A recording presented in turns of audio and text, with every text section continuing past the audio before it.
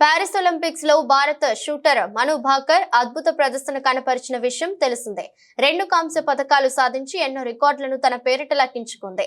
ఈ యువ షూటర్ తాజాగా చెన్నైలో సందడి చేసింది. ఓ పాఠశాలలో నిర్వహించిన కార్యక్రమానికి ముఖ్య అతిథిగా హాజరైంది. అక్కడ విద్యార్థులతో కలిసి స్టేజ్ పై కాలు కదిపింది. హిందీ పాట కాలా చష్మాకు ఉత్సాహంగా డాన్స్ చేసి ఆకట్టుకుంది. ఇందుకు సంబంధించిన వీడియో ప్రస్తుతం నెట్టింట వైరల్ అవుతుంది. కాగా పారిస్ వేదికగా జరిగిన ఒలింపిక్స్ క్రీడల్లో మను భాకర్ 2 పతకాలను గెలుచుకున్న విషయం తెలిసిందే. 10 మీటర్ల air pistol mixed team event లో 2 సార్లు కాంస్య పతకాన్ని ముద్దాడింది.